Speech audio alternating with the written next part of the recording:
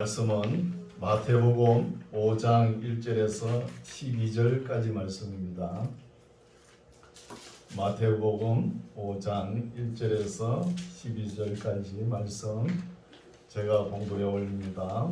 5장 1절 예수께서 무리를 보시고 산에 올라가 앉으시니 제자들이 나아온지라 입을 열어 가르쳐 가라사대 심령이 가난한 자는 복이 있나니 천국이 저희 것이며 애통하는 자는 복이 있나니 저희가 위로를 받을 것이며 온유한 자는 복이 있나니 저희가 땅을 기업으로 받을 것이며 의에 줄이고 목마른 자는 복이 있나니 저희가 배부를 것이며 긍휼히 여기는 자는 복이 있나니 저희가 긍휼히 여김을 받을 것이며 마음이 청결한 자는 복이 있나니 저희가 하나님을 볼 것이며 합평케 하는 자는 복이 있나니 저희가 하나님의 아들이라 일컬음을 받을 것이며 의를 위하여 핍박을 받는 자는 복이 있나니 천국이 저희 것이니라.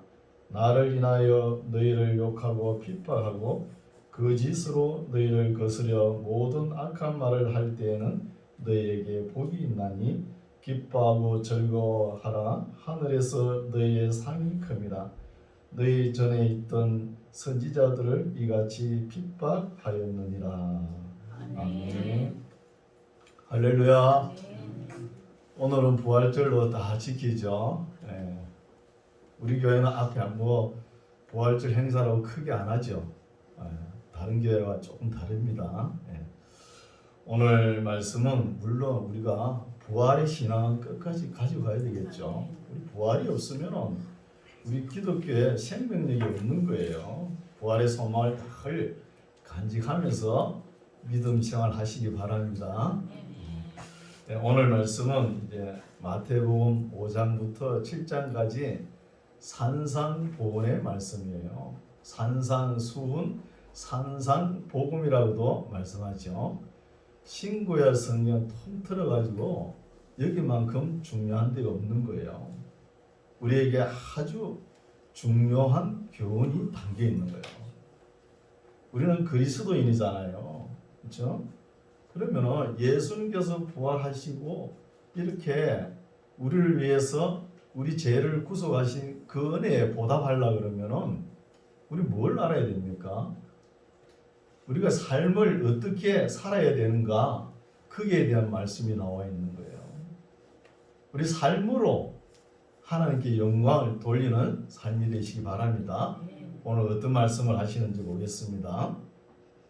5장 1절 예수께서 무리를 보시고 산에 올라 앉으시니, 여기서는 산에라는 번역을 했는데 우리가 볼 때는 산이라 그러면 높은 지리산, 설악산 이렇게 높은 산을 생각하는데 그게 아니고 그냥 낮은 야산, 잔디밭, 언덕 이런 데입니다.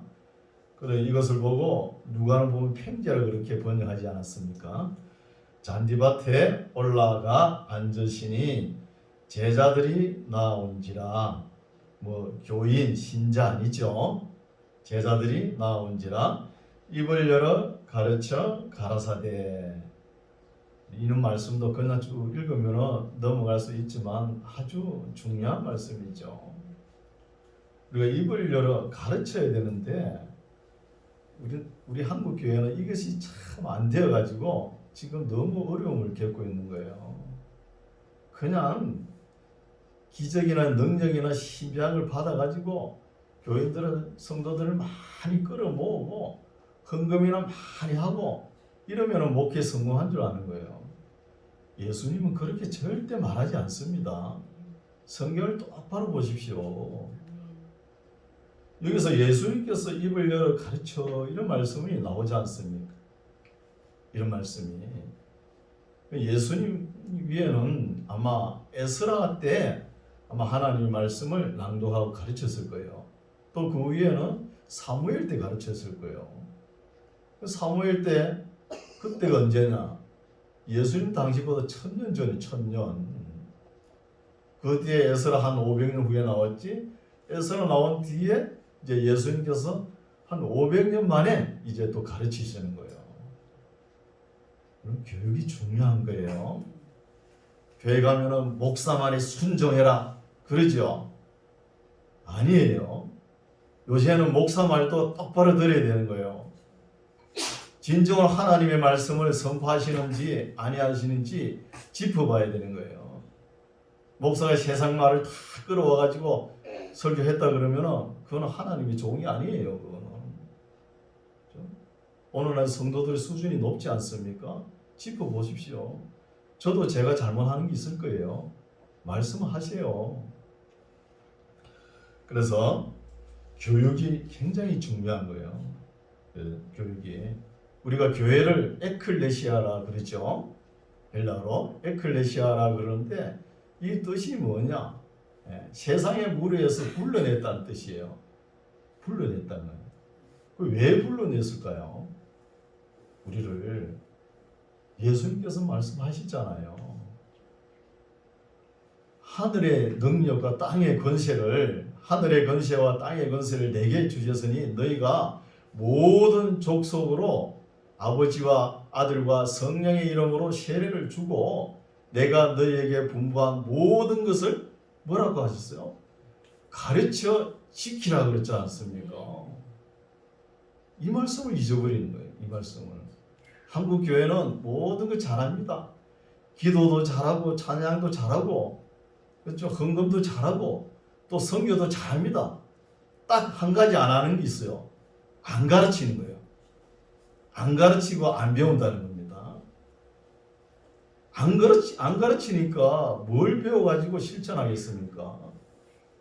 그런 게 문제가 되는 것이죠. 아무 힘이 없는 거예요.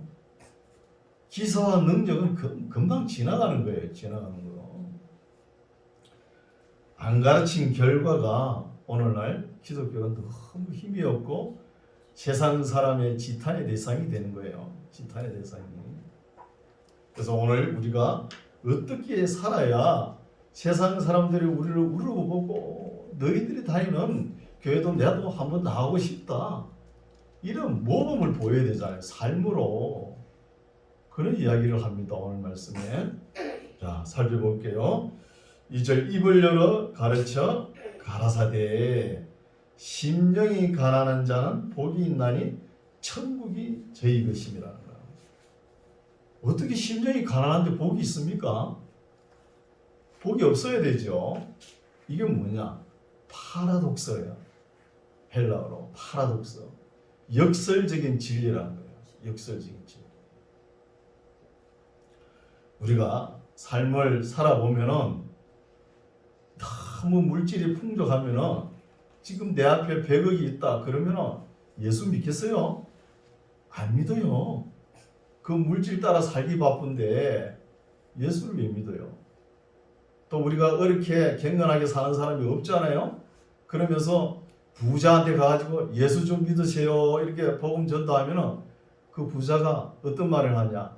야, 너희가 믿는 하나님 믿다가 야 거지 될까봐 내 못 믿겠다. 이런 소리 해요. 부자는. 거지 될까봐. 너처럼 거지 될까봐. 그런 소리 합니다. 그렇죠? 그래서 예수님께서 하신 말씀이에요. 심령이 가난한 자는 복이 있다는 거예요. 또 천국이 저희 것이라는 것이죠. 우리가 물질적으로 좀 가난해야 예수 믿습니다. 너무 완벽하게 갖춰보세요. 그거 즐기느냐고 바쁜데 믿겠습니까? 안 믿는 거예요. 이런 것이 바로 진리라는 것이죠. 4절 애통하는 자는 복이 있나니 저희가 위로를 받을 것이며 예수 믿다가 참 어려운 일 슬픈 자, 한탄하는 자, 또 억울한 자 이런 사람들이 복이 있다는 거예요. 예수님의 말씀은. 또 병든 사람이 복이 있는 거예요. 여러분 병 안 들고 건강하게 일평생 건강하게 살다가 죽어보시오. 예수 믿습니까? 답답한 게 하나도 없는데.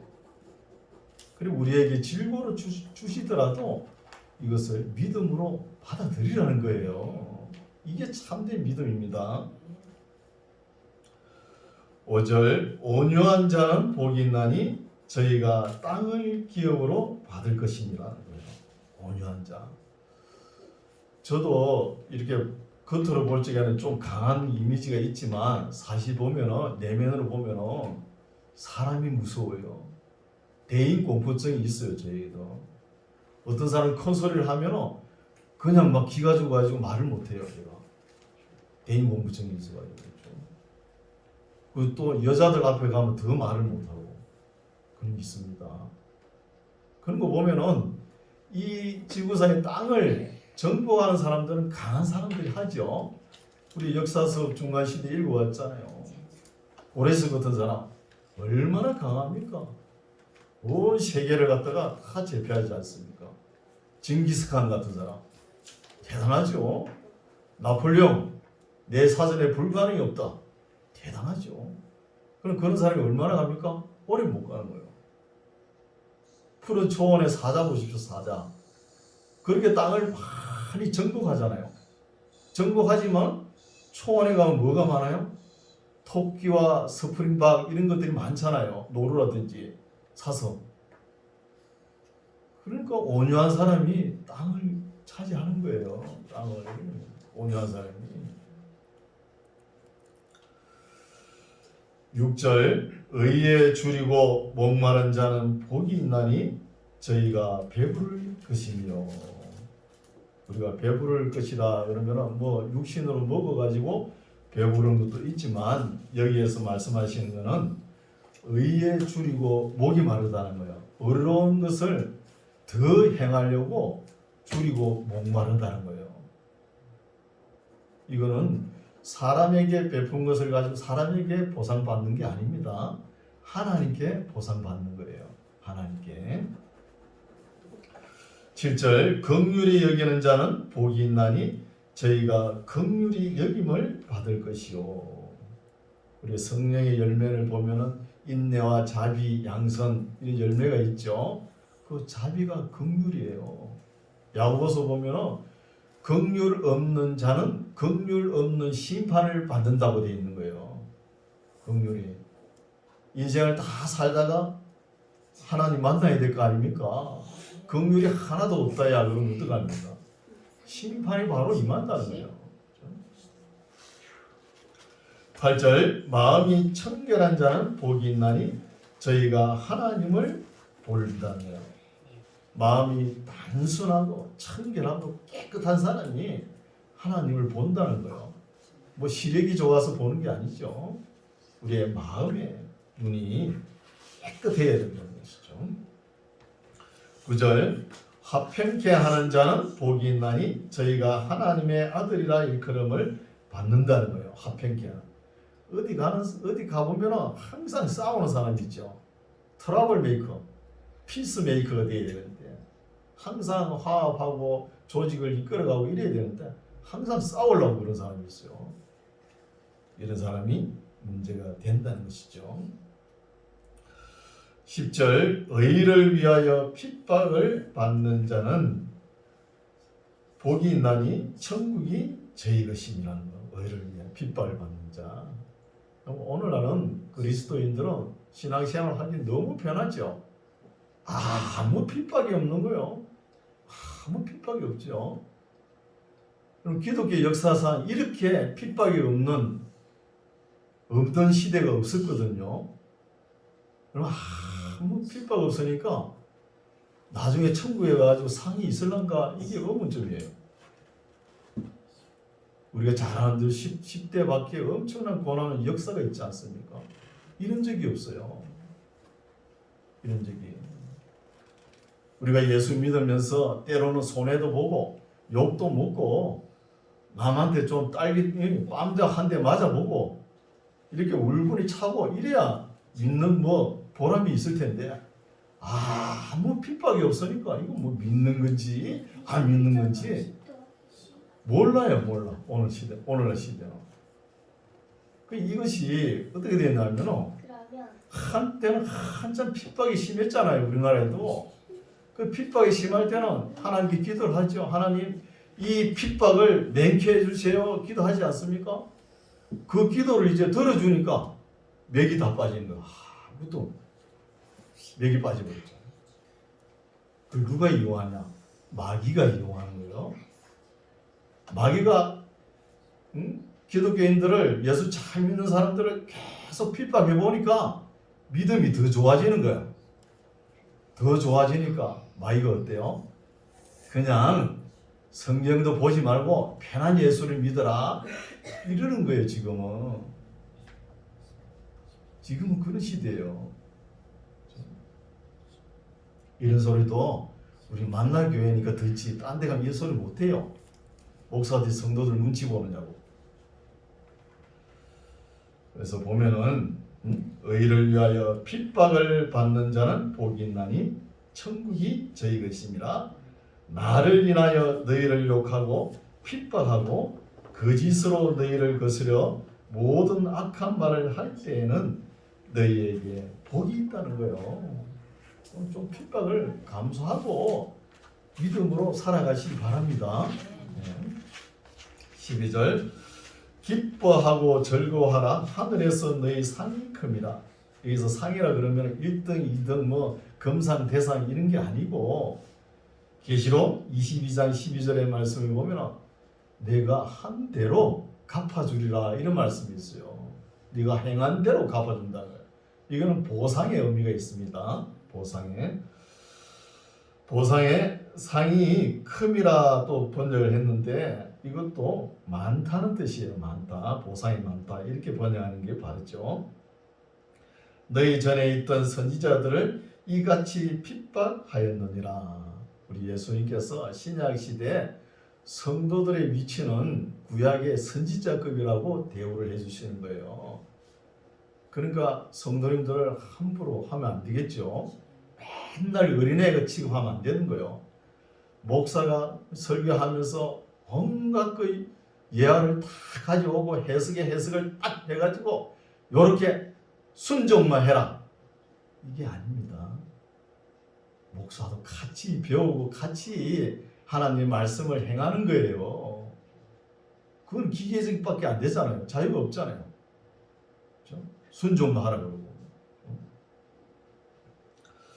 13절 보겠습니다. 너희는 세상의 소금이니 소금이 만일 그 맛을 잃으면 무엇으로 짜게 하리요? 후에는 아무 쓸데없이 다만 밖에 버리어 사람에게 밟힐 뿐이라는 거예요. 소금을 갖다가 대보면은 방부제 역할로만 한다, 썩지 않는 역할로만 한다는데 그게 아니에요. 음식에 소금이 없으면 맛이 납니까? 우리 그리스도인 세상에 나가지고 살맛을 나타내야 되는 거예요. 맛을 나타내야 될 거 아닙니까?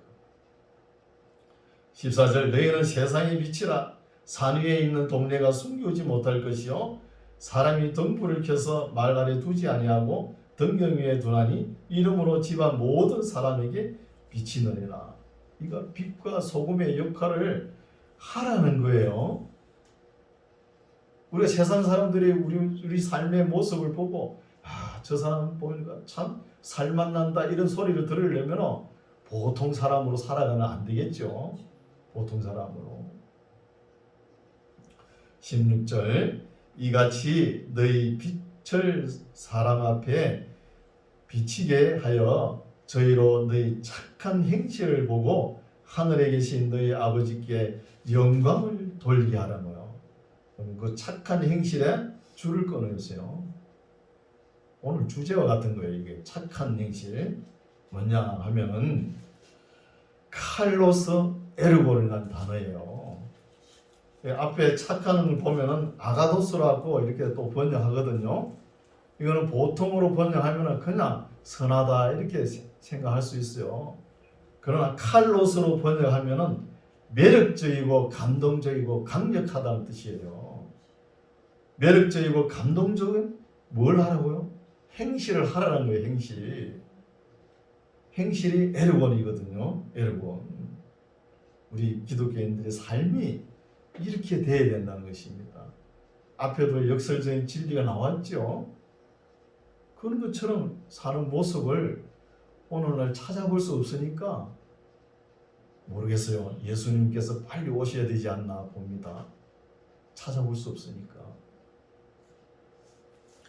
너희 착한 행실을 보고 하늘에 계신 너희 아버지께 영광을 돌리라는 거예요. 이래 되려면 잘 가르쳐야 될 거 아닙니까?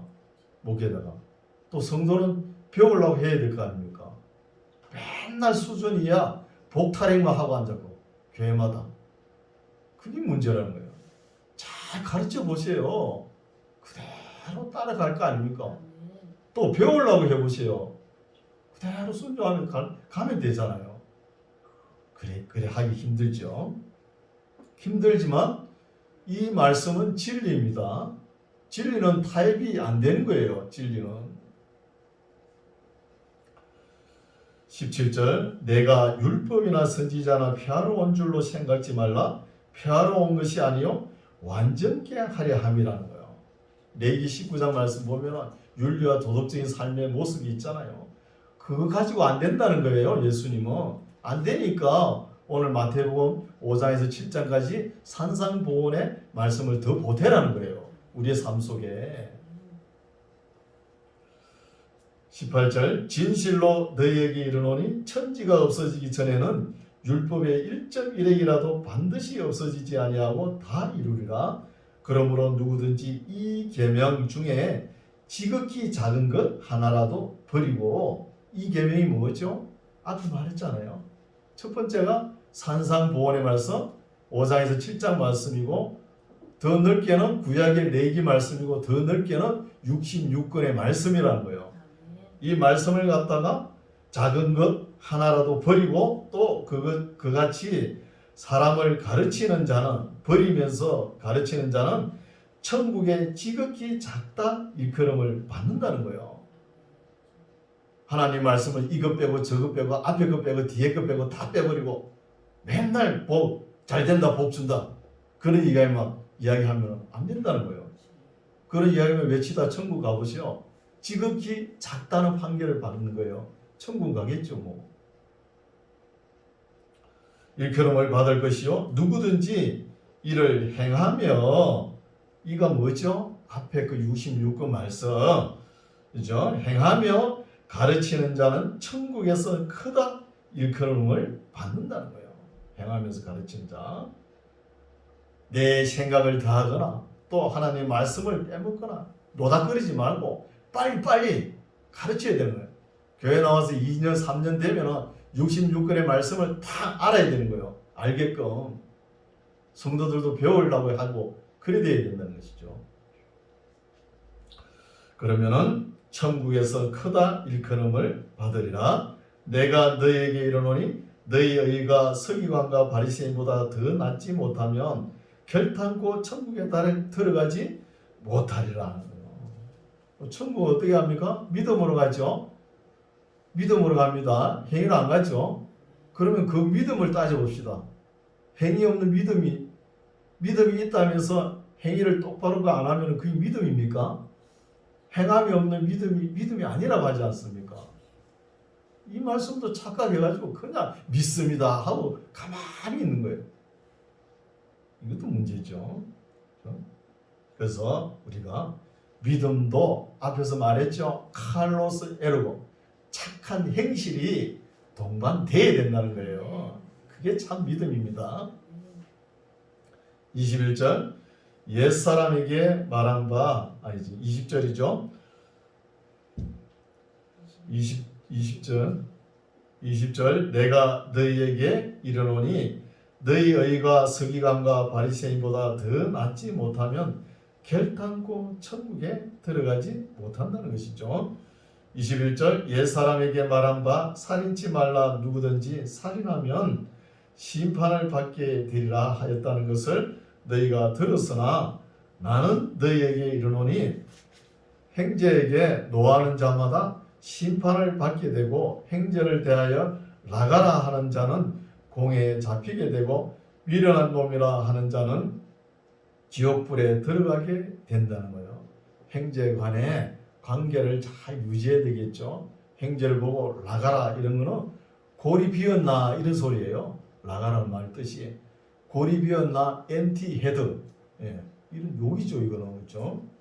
이렇게 하면 안 된다는 것이죠. 인격 모독을 하면 안 된다는 것이죠. 오늘날 가정에는 또 문제예요. 옛날엔 남자들이 남편들이 집에 아내를 갖다가 좀 무시하고 그랬는데 요즘은 거꾸로 돼가지고 사람 남편을 갖다 무시하고 남편이 남편의 역할을 하지 못하게끔 그렇게 만드는 거예요. 그 성경적인 거 아닙니다. 남편이 없는데 어떻게 가정이 바로 설 수 있어요? 그게 아닌 거예요. 여성들이 바퀴벌레는 어마야 저마야 하면서 겁을 내면서 남편을 갖다가 예사로 무시하고 그래야 되겠습니까 가정이? 그래서 인격을 이렇게 무시하는 것은 살인하는 것과 똑같은 거예요. 인격을. 23절 그러므로 예물을 제단에 드리다가 거기서 내 형제에게 원망을 들을 만한 일이 있는 줄 생각나거든 예물을 제단 앞에 두고 먼저 가서 형제와 화목하고 그 후에 와서 예물을 드리라는 거예요. 예배가 중요해요. 형제 화목이 중요해요. 형제 화목이 중요합니다. 25절 너를 송사하는 자와 함께 길에 있을 때에 급히 사화하라. 그 송사하는 자가 너를 재판관에게 내어주고 재판관이 관예에게 내어주어 옥에 가둘까 염려하라는 거예요. 그럼 이런 것도 우리가 귀담아 들어야 됩니다. 아니 인생을 살다가 티각태각 안 할 수 있습니까? 할 수 있잖아요. 할 수 있는데 그걸 갖다가 용서 못한다 나는 그러면 안 되는 거예요. 용서할 거는 하고 용서받을 거는 받아야 되는 거예요. 우리가 용서하지 못하면 하나님 앞에 기도할 수 없어요. 주기도문에 나오잖아요. 우리에게 죄 지은 자를 용서해 준 것 같이 우리 죄를 용서하여 주시옵소서 이 기도 못 하잖아요. 빨리빨리 용서해야 됩니다. 26절 진실로 내게 이르노니 너가 홀이라도 남김이 없이 다 갚기 전에는 결탄코 거기서 나오지 못한다는 거예요. 그래서 화해하면서 용서하면서 이렇게 예배를 드리라는 거예요. 27절 또 간음치 말라 하였다는 것을 너희가 들었으나 나는 너희에게 이르노니 여자를 보고 음욕을 품는 자마다 마음에 이미 간음하였느니라. 만일 내 오른눈이 너로 실족해 하거든 뼈 내버리라. 너 백체 중 하나가 없어지고 온몸이 지옥에 던지지 않는 것이 유익하며 또한 만일 내 오른손이 너로 실족해 하거든 찍어 내버리라. 내 육백체 중 하나가 없어지고 온몸이 지옥에 던지지 않는 것이 유익하니라. 이 말씀을 우리가 참 지키기가 힘들죠. 아주 수준 높은 말씀이죠. 버트랜드 러시엘이라는 사람이 이 말씀이 너무 수준 높으니까 자기는 도저히 지킬 수 없다. 그래가지고 나는 왜 그리스도인이 아니냐 이런 책을 적어냈잖아요. 여러분 지킬 수 없더라도 우리가 지키려고 애를 써야 되는 거예요. 지키려고. 그래서 다른 성경에 보면은 내 고추가 범죄를 하거든 잘라버리라 이런 말도 있거든요. 그래서 알렉산드리아 그 성경 학자 오리게네스라는 사람은 자기 고추를 잘라버렸대. 범죄가 잘랐는데 자르고 나니까 또 음욕이 생각이 나는 거예요. 그 말씀을 잘못 이해한 거죠. 모든 죄가 어디서부터 출발해요? 마음에서부터 출발하잖아요. 마음을 다스리라는 거예요. 음욕의 방탕의 마음, 악한 마음을 다스리라는 거잖아요. 그런 말씀입니다. 욕망을 다스리라는 것이죠. 31절 또 일렀으되 누구든지 아내를 버리거든 이혼 정서를 줄 것이라 하였으나 나는 너희에게 이르노니 누구든지 음행한 연고 없이 아내를 버리면 이는 저로 간음하게 하며 또 누구든지 버린 여자에게 장가드는 자도 간음함이니라. 오늘날 이 말씀 통하지도 않죠. 이혼이 빈번하니까. 이혼이 빈번하고 헤어지고 또 만나고 사는까지 좋아요. 그럼 자녀들은 어떻게 됩니까? 자녀들이 상처를 생각해 봤어요? 자녀들 상처를 생각하면 이혼 못해요. 상처받은 자녀들이 경건할 수가 있어요? 경건하지 못하는 거예요. 그래서 예수님께서도 간음한 죄는 외에는 이혼하지 말라고 그러지 않습니까? 그래서 경건한 자손을 얻기 위해서는 이혼하면 안 되죠. 우리가 일평생에 성경적으로 서약은 세 번만 하라 그랬어요. 첫 번째 세례받을 때, 그리고 결혼할 때, 그리고 임직 받을 때, 그렇죠? 뭐 세 번, 네 번 서약할 수 있죠. 임직은 한 두 번 이렇게 받을 수 있으니까. 그 외에는 뭐 맹세하거나 서원하지 말라 그랬죠. 서약을. 33절 또 옛사람에게 말한 바 헛맹세를 하지 말고 내 맹세한 것을 주께 지키라 하였다는 것을 너희가 들었으나 나는 예수님께서는 나는 너희에게 이르노니 도무지 맹세하지 말지니 하늘로도 말라 이는 하나님의 보좌임이라는 거예요. 말씀 뭐냐 하면은 우리가 예수님을 구세주로 영접하고 세례를 받았지 않습니까? 이 세례를 받았으면 우리가 우리 몸이 우리 생각이 우리 것이 아니라는 거예요. 예수님과 같이 연합됐다는 거예요. 연합되는데 함부로 서원하고 맹세할 수 있습니까? 우리가 이게 착각할 수 있습니다. 뭐 하다가 잘못되면 하나님 왜 나를 안 도와주셔서 이렇게 어려움을 당합니까? 하나님을 끌고 가면 안 되는 거예요. 그건 자기가 잘못된 거예요. 자기가 잘못 결정 내려놓고 그런 어려움을 당하면서 하나님을 끌고 가면 안 된다는 거예요. 35절 땅으로도 말라 이는 하나님의 발등삼이요 예루살렘으로도 말라 이는 큰 임금의 성임이요 내 머리로도 말라 이는 너가 한 트럭도 희고 금게 할 수 없음이라 오직 너희 말은 옳다 아니라 하라 이에서 지나는 것은 악으로 쫓아난다는 거예요. 괜히 대단을 부흥에 따라다니면서 서약을 해가지고 그 다음날 맨정신을 보니까 아이고 내가 미쳤지 그러면서 또 서약했으니까 안 갚을 수 없잖아요. 그럼 가정 살림이 얼마나 어렵겠습니까? 신약 시대는 절대로 서원하고 보증 쓰고 이런 거 하지 말라는 거예요. 명시하고. 38절 또 눈은 눈으로 이는 이로 갚으라 하였다는 것을 너희가 들었으나 나는 너희에게 이르노니 악한 자를 대적지 말라. 누구든지 내 오른편 뺨을 치거든 왼편도 돌려대며 또 너를 송사하여 속옷을 가지고자 하는 자에게 그도까지도 가지게 하며 또 누구든지 너로 억지로 오리를 가게 하거든 그 사람과 심리를 동행하라는 거야. 이런 삶이 뭐예요?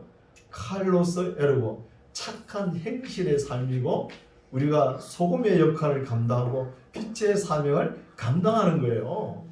이런 삶을 살아가는 것이죠. 42절 너게 구하는 자에게 주며 너게 꾸고자 하는 자에게 거절하지 말라는 거예요.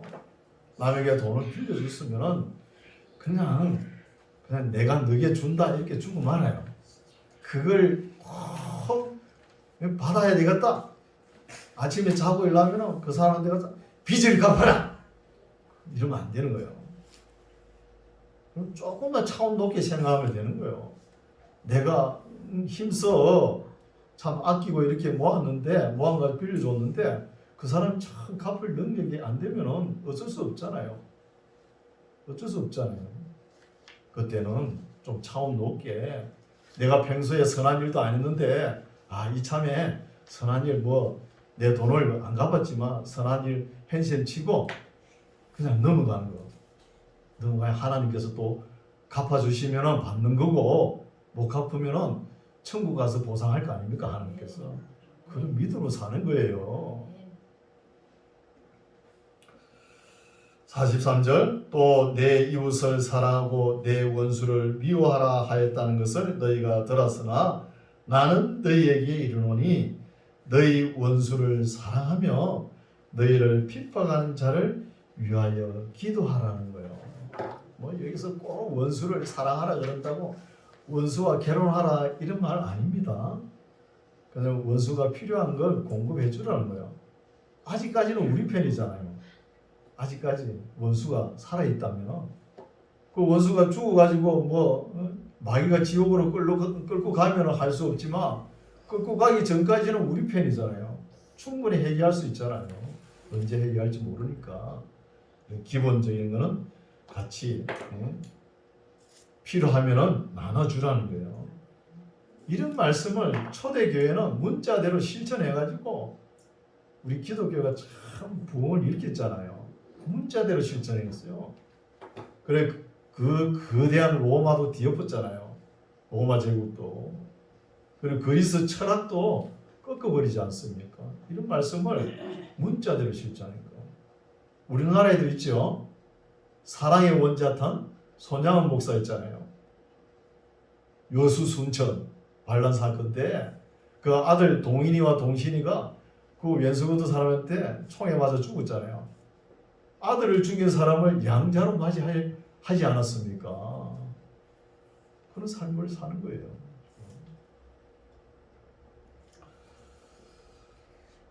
(45절) 이같이 한적 하늘에 계신 너희 아버지의 아들이 된다는 거. 어떻게 하면은 앞에 쭉 이야기해왔죠.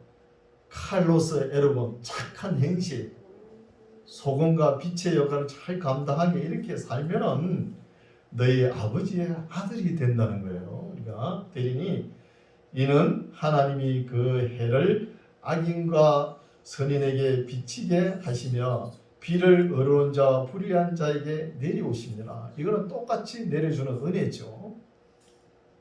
46절 너희가 너희를 사랑하는 자를 사랑하면 무슨 상이 있으리요? 세리도 이같이 아니하느냐? 또 너희가 너희 형제에게만 무난하면 남보다 더 하는 것이 무엇이냐? 이방인들도 이같이 아니하느냐? 그러므로 하늘에 계신 너희 아버지의 온전하심과 같이 너희도 온전하라는 거예요. 온전하는 거죠. 그래서 온전한 뜻이 보면은 헬라어로 텔레오이스라는 단어인데 퍼펙트하게 하라는 거예요. 퍼펙트하게, 온전하게. 그래서 오늘 말씀은 여기까지인데 지금까지 쭉 읽어왔죠. 역설적인 진리가 많지 않습니까? 이런 말씀을 집에 가셔서 이게 다 예수님께서 하신 말씀이에요. 예수님께서 직접 꼭 씹어가면서 계속 읽어보시오.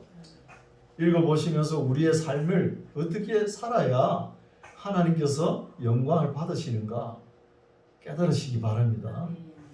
제가 아무리 설교를 잘해도 못 깨달으면 저는 설교 빵점이에요. 잘 깨달으면 제가 그래도 어느 정도 설교를 잘했구나 하는 생각이 들어요. 지금은 몰라요. 아무리 고개를 끄덕여도 몰라요. 집에 가셔서 다시 한번 읽어보십시오. 그렇죠? 읽어보셔야 돼요. 그래서 우리가 살맛나는 이런 세상을 만들려면은 우리는 먼저 알고 있잖아요. 그리스도인으로 하나님의 말씀이 그대로 적혀 있잖아요. 이 산상보훈의 말씀은 아주 신구약 통틀어서 아주 중요한 교훈의 말씀이니까 우리가 삶으로 소금의 역할을 감당하고 빛의 역할을 잘 감당하고 또 착한 행실을 잘 감당하는 이런 믿음으로 살면서 하나님께 영광 돌리는 우리의 인생길이 되시기 바랍니다. 기도하겠습니다. 하나님 아버지 감사합니다. 오늘도 보배로운 교훈의 말씀을 살펴보았습니다. 우리가 그동안 이기적 타산적으로 살아왔다는 것을 깨닫습니다. 하나님 아버지 이제는 정말 착한 행실로 세상이 살맛나게 빛을 비추는 우리 만나교회 우리 모두가 되게 하옵소서. 예수님 이름으로 기도드립니다. 아멘.